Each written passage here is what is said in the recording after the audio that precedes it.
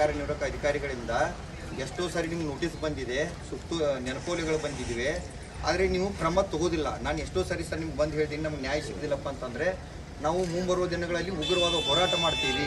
ಸರ್ಕಾರಕ್ಕೆ ಆಗಿರುವಂಥ ಏನಾದ ನಷ್ಟ ಇದೆಯಲ್ಲ ಅದನ್ನು ನೀವು ತುಂಬಿಸ್ಕೊಡ್ರಿ, ಅವ್ರ ಮೇಲೆ ತಪ್ಪಿತಸ್ಥರನ್ನ ಬರಬೇಕಂತೇಳಿ. ಹೌದು ಸರ್, ಇಲ್ಲಿ ಬೇಡಿಕೆ ಜಿಲ್ಲಾ ಪಂಚಾಯತ್ ಮುಖ್ಯ ಕಾರ್ಯನಿರ್ವಾಹಕ ಅಧಿಕಾರಿ ಅಥವಾ ಬರ್ಬೋದು, ಅಥವಾ DS1 DS2 ಅಧಿಕಾರಿಗಳು ಬಂದು ಒಂದು ಕಮಿಟಿ ರಚನೆ ಮಾಡಬೇಕು.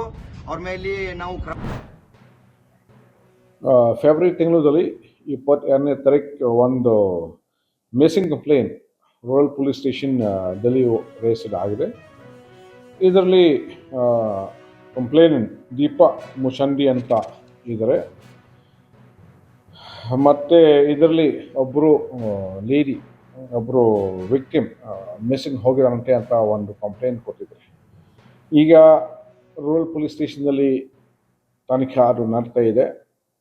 ಮತ್ತು ನನ್ನ ಕಡೆಯಿಂದ 3 ಸ್ಪೆಷಲ್ ಟೀಮ್ಸ್ ನಾನು ಮಾಡಿದ್ದೀನಿ. And we are very sure ಬಹುಶಃ ಇನ್ ದ ನೆಕ್ಸ್ಟ್ 1 ವೀಕ್ ಈ ಕೇಸ್ ನಾವು ಡಿಟೆಕ್ಟ್ ಮಾಡ್ತೀವಿ.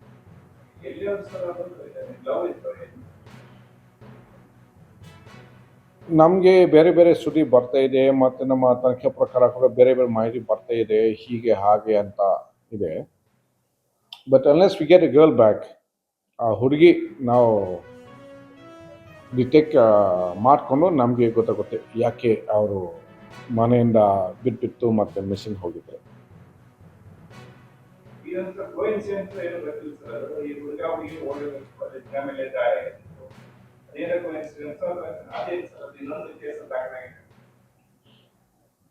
ಅದು ಬೇರೆ ಇಶ್ಯೂ ಇದೆ, ಇದು ಬೇರೆ ಇಶ್ಯೂ ಇದೆ. ಈ ವಿಷಯದಲ್ಲಿ ಸರಕ್ಕೆ